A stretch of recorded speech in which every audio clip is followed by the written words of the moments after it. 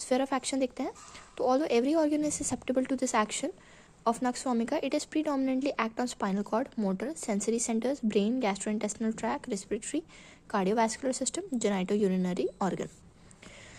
हमें पता है कि नक्स वोमिका सारी सिस्टम से बहुत अच्छा वर्क करी है, सभी पे बहुत अच्छा रोल है उसका, लेकिन फिर भी नक्स वोमिका बहुत ही अच्छा काम करती है प्रीडोमिनेंट, यानी कि सबसे ज़्यादा उसका एक्शन कहाँ कहाँ पर है, स्पाइनल कॉर्ड पे, मोटर सेंसरी सेंटर्स पे जो हमारी मोटर और सेंसरी नर्व्स होती हैं वहाँ, ब्रेन पे, गैस्ट्रोइंटेस्टिनल ट्रैक पे यानी जीआईटी पे, रेस्पिरेटरी ऑर्गन्स में, लंग्स वगैरह पूरा ट्रैक जो हो गया नोज से फैरिंग से लेके ट्रैकिया से लेके लंग्स तक पूरा, कार्डियोवैस्कुलर सिस्टम पे यानी कि हार्ट पे बहुत अच्छा रोल है, और जेनाइटो यूरिनरी ऑर्गन्स पे यानी कि जेनाइटल ऑर्गन्स जो हमारे होते हैं या यूरिनरी ब्लेडर या यूरिथ्रा, इस तरह के पूरे जेनाइटो यूरिनरी ऑर्गन्स पे भी इसका बहुत अच्छा स्फीयर ऑफ एक्शन है। I am taking this medicine slowly because ये बहुत ही इंपॉर्टेंट मेडिसिन है, इसलिए मैं हर एक वर्ड अच्छे से एक्सप्लेन कर रही हूँ, और एग्ज़ाम में भी डायरेक्टली 20 मार्क्स के क्वेश्चन में इस मेडिसिन को पूछ लिया जाता है, specially in first year. So pathogenesis हम देखते हैं। तो by its action on spinal cord, brain and motor sensory nerve centres, a condition of excessive irritation and excitability is produced which causes muscular incoordination and paralysis. तो जो हमारी motor nerves हैं, sensory nerves हैं, spinal cord है, उन सब पे नक्स vomica का कैसा एक्शन है, इरिटेट करता है और एक्साइट करता है उनको, और इनकोऑर्डिनेशन और पैरालिसिस में भी इसका बहुत ही अच्छा रोल है। जब मसल्स इनकोऑर्डिनेटेड हो जाते हैं, यानी कि कोऑर्डिनेशन में क्या होता है, जैसे हम मूव कराना चाहते हैं वैसे ही कर रहे हैं, यार मेरी सारी फिंगर्स जैसे मैं मूव कराना चाहती हूँ कोऑर्डिनेटेड वे में मूव करें, लेकिन जब ये फंक्शन लॉस हो जाता है,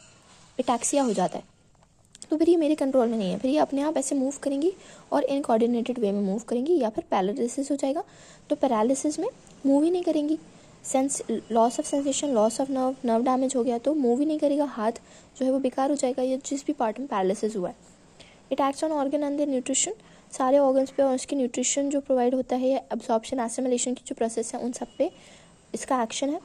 सिक्रीशन पे, ऑल्टर्ड फंक्शन पे, प्रिवर्टेड एंड ऑर्गेनिक सब्सटेंसेस चेंज पे, यानी हमारे बॉडी में सारी चीज़ें ऑर्गेनिक है, ऑर्गेनिकली बनी हुई है, कार्बन डिराइव्ड है, कार्बन डिराइव्ड है मतलब ऑर्गेनिक है, तो इसलिए इन सब पे भी बहुत ही अच्छा वर्क करता है। A long chain of symptoms set in presenting an accurate picture of gastric, hepatic, intestinal affection. इस तरह के पेशेंट में जिनमें gastric troubles, hepatic trouble, digestion problem और इंटेस्टाइन यानी कि एसिमिलेशन प्रॉब्लम्स, डाइजेशन भी अफेक्टेड है, उसका एंजाइम्स भी अफेक्टेड है, हेपेटिक भी अफेक्टेड है, और इंटेस्टिनल मूवमेंट्स और एसिमिलेशन भी अफेक्टेड है, उन पर भी बहुत अच्छा एक्शन है नक्स वोमिका का। It irritates the mucous membrane of alimentary canal thereby producing dyspepsia. Dyspepsia क्या होता है, इंडाइजेशन, तो इंडाइजेशन हो रहा है इसलिए इस सब में हमें एक्शन उसका देखने को मिल रहा है। कॉन्स्टिपेशन कॉज कराती है, डायरिया भी कॉज कराती है, डिसेंट्री भी कॉज कराती है, रेस्पिरेटरी सिस्टम पे इफेक्शंस भी हैं, तो ड्राई कैटरल कंडीशन देखने को मिलती है, ऑब्स्ट्रक्शन ऑफ नोज देखने को मिलता है, नाक बंद हो जाएगी, कफ होगा, बहुत ज़्यादा म्यूकस प्रोड्यूस होगा, stimulates the vaso motor centres and thus give rise to blood pressure, heart symptom etcetera. तो वैसो मोटर क्या होता है, जो हमारी वेन्स हैं, नर्व्स हैं, उन पे इसका बहुत अच्छा एक्शन है, तो अगर वो उसको कंस्ट्रक्ट कर देगी तो ब्लड प्रेशर बढ़ेगा, उससे हार्ट ट्रबल्स भी बढ़ेंगी और इस तरह के सारे अफेक्शंस हमें देखने को मिलेंगे। सो ये हमारे पैथोजेनेसिस है नक्स वोमिका का।